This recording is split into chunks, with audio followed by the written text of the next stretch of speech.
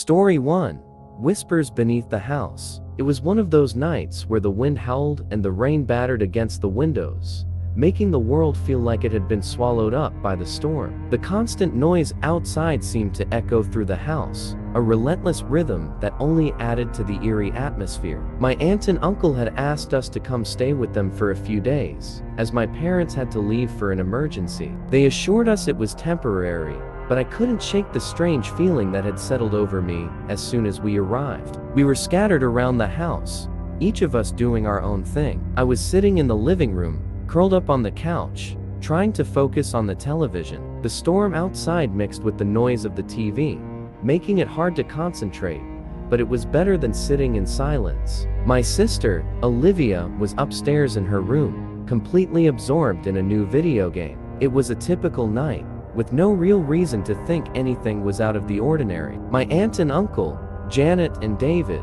were in the other room, laughing at some comedy show. Their voices filtered through the walls, and I found comfort in that, the sound of normalcy in the chaos of the storm. The rain was torrential now, pounding against the windows, as if the sky itself was trying to break through. Yet, in a strange way, I found it oddly comforting. The house felt safe, insulated from the world outside, and I thought that maybe the storm wasn't so bad after all. That sense of comfort lasted until I heard something strange. It started as a faint sound, almost imperceptible beneath the storm and the laughter of my aunt and uncle. At first, I thought it was just the wind, howling through the cracks of the house. But then it became clearer, like someone was calling my name. I paused, holding my breath, straining to hear it again. There it was, distant and faint, but unmistakable, my aunt's voice, calling out from downstairs. My pulse quickened as I turned the volume down on the TV,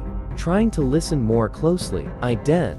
The voice came again, soft but unmistakably urgent. It was my aunt's voice, but something about it felt wrong. It sounded distant, hollow, like it was coming from far away. I furrowed my brow, thinking I must have misheard. Maybe it was just the wind carrying strange sounds through the house. Still, the voice continued, growing more distinct. "Come downstairs, sweetie." I sat frozen for a moment, staring at the TV, trying to convince myself that I was imagining things. But something in the tone of her voice felt off. It wasn't like Aunt Janet at all. There was a strange, unsettling quality to it. I knew I should have ignored it, but curiosity got the better of me. Maybe she needed something, or maybe it was just a trick of the storm. I shrugged and stood up, heading toward the stairs. As soon as my feet hit the floor, a chill swept over me. The hairs on the back of my neck prickled, and I felt a sudden unease settle in my stomach. Something didn't feel right. My heart began to race as I stepped toward the hallway, the silence of the house pressing down on me. The sound of the storm seemed to fade away as I walked down the hall, only the faint echo of my footsteps breaking the stillness. When I reached the stairs, I hesitated. There was a strange pull, something drawing me toward the basement, but I couldn't explain why. The air around me grew colder, and a tight knot formed in my chest. I called out, "Aunt Janet?" My voice sounded small in the vastness of the quiet house, swallowed up by the walls. Nothing. I waited for a response, but all I could hear was the faint dripping of water, probably from a leak somewhere outside. The storm had definitely quieted, though I could still feel its presence outside, battering the house like a relentless force. But inside, the house felt eerily still, as if time itself had slowed down. It was too quiet, too still. A few more steps, and I found myself at the top of the basement stairs. The cold air coming from below hit me like a wall. I couldn't help but shiver as I glanced down into the darkness. The only light came from the faint glow of the hallway, casting long shadows across the basement steps. I called again, more hesitantly this time. "Aunt?" Again, there was nothing. The silence stretched on, only broken by the occasional drip of water. I felt a strange pressure building in my chest, something that made me want to run, but at the same time, I couldn't turn away. My feet seemed to move of their own accord, descending slowly into the darkness. I didn't know what was pulling me down, but I couldn't stop it. I took one step,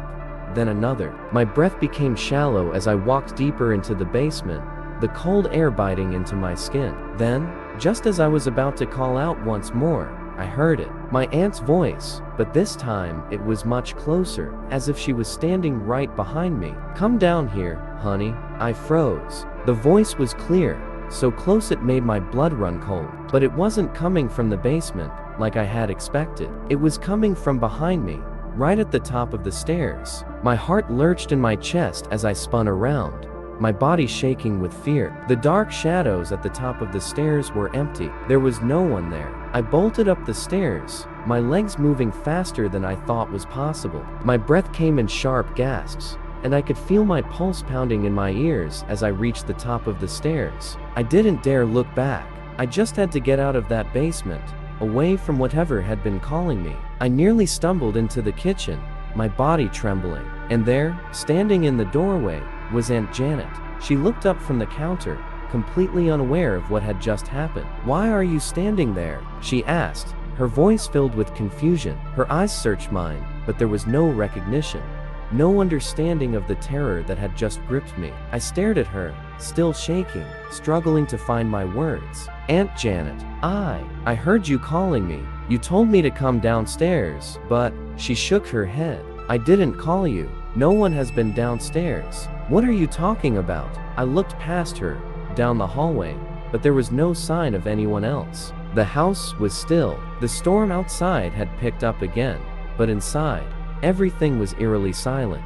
No sign of the cold air, no whisper of the voice. It was as if nothing had happened at all, but I knew what I had heard. I couldn't explain it, and Aunt Janet's confusion only made it worse. I couldn't shake the feeling that something had been down there, something that wanted me to come closer. The rest of the night, I kept my distance from the basement, and from then on, the house never felt the same. Every creak, every whisper of the storm outside, made me feel as if I was being watched. And I never heard my aunt's voice again, at least, not when I could see her. But sometimes, in the dead of night, when the storm was raging outside, I could swear I heard her calling me again, faint and distant. I never went downstairs alone again, not after that night. Story 2. The Silent Pursuer. Every year, I look forward to skiing, especially when I get the chance to explore the backcountry. This particular season, I went upstate with my friend, Alan, for a weekend trip. We camped out in a remote area, far away from the busy slopes, where the snow was fresh and the trails untouched. After setting up camp, we decided to take a ski run down a nearby hill and explore the terrain. Today was beautiful, with clear skies and no one else in sight. We were miles away from the nearest ski lodge, deep in the backcountry. Alan and I split up to explore different parts of the slope, and I started skiing down a narrow path surrounded by thick trees. After a while, I realized that Alan wasn't in sight anymore. I thought I'd just gone a bit farther than him, but when I checked my phone, I realized I had lost service. The air felt colder, and the wind picked up, making the snow whip through the trees. The silence of the forest was unsettling. Suddenly, I saw someone ski past me. It was a man I didn't recognize, wearing dark gear and moving with an expert speed. He gave me a quick nod, which I thought was strange, but I didn't think much of it. However, something felt off about the encounter. I continued down the hill, and the man's figure seemed to reappear, always just out of sight, but always close enough that I could feel his presence. The strange man followed me for what felt like miles, keeping his distance but never far enough for me to feel comfortable. Then, just as I reached the bottom of the hill, I looked over my shoulder and saw him standing right behind me. Before I could react, I felt a sharp pain in my leg. It was sudden and intense, like a fire being burned into my flesh. The man had grabbed my leg and pushed something sharp into it, a blade, cold and metallic. I screamed, but the man covered my mouth with one gloved hand, dragging me towards a nearby tree. My heart raced, and I tried to push him off, but my leg felt weak and the pain intensified. In a panic, I reached into my jacket pocket, grabbing the flare gun I always carried for emergencies. With trembling hands, I fired it directly into the air. The sudden burst of light and sound startled the man, causing him to recoil. I pulled away and stumbled backward, using the opportunity to escape. The man hesitated but then turned and fled into the woods. I limped back toward the camp, desperately trying to get to safety. When I actually reached Alan, I collapsed, breathless and in shock. We immediately called for help, and a rescue team was dispatched to pick us up. Alan had been knocked unconscious after an encounter of his own with the same man. The police later found the man, who had been operating in the area for weeks, and he was arrested. I spent the rest of the night in the hospital getting treated for my injuries, but the experience still haunts me. If I hadn't had the flare gun, I might not have made it out of the woods alive. Story 3. Pictures in the basement. A few years ago, I was looking for a new ping pong table. After searching online, I found one on Craigslist. The seller, a man in his early 50s, had posted a picture of the table, and the price seemed too good to pass up.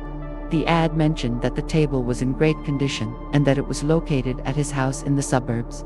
He told me I could pick it up that afternoon, so I decided to go see it. When I arrived at the address, it was a quiet suburban street, lined with trees and well-maintained homes. I rang the doorbell, and the man opened the door, a little too enthusiastically for my liking. He was smiling, but it felt forced, like he was trying to appear friendly. I couldn't shake the feeling that something was off, but I dismissed it. After all, it was just a ping pong table. He invited me inside and led me down to his basement. The stairs creaked under my feet as I descended into the dimly lit room. The ping pong table was set up in the corner, and I could see it was indeed in good condition. But as I looked around, I noticed something strange. The walls of the basement were covered in old, yellowed photos. At first I thought they were just family pictures, but as I looked closer, something made my stomach drop. One of the photos showed a girl tied to a chair, her eyes wide with fear. My mind immediately went to dark places, wondering if the photos were taken in the basement. I felt a wave of unease wash over me. The man didn't seem to notice my discomfort as he enthusiastically showed off the table. I was about to leave when I noticed something even more disturbing: an old wooden chest in the corner of the room. I couldn't see it clearly in the low light, but something about it made my heart race. Suddenly, I felt a sharp sense of danger. The man's demeanor had changed. He was now standing too close to me, and I realized I didn't feel safe anymore. I excused myself, trying to leave, but the man blocked the stairs. That's when I noticed that the door had been shut quietly behind me. I began to panic, my mind racing to figure out what to do. The man started talking about showing me more of the collection, his voice low and unsettling. I pushed past him and sprinted up the stairs, bursting through the door. I left the house without looking back, and as soon as I got to my car, I called the police. They investigated the man, but it turned out he had a history of disturbing behavior, and they found evidence that connected him to a series of kidnappings. I still wonder what would have happened if I hadn't gotten out of there when I did. The man's smile is something I'll never forget.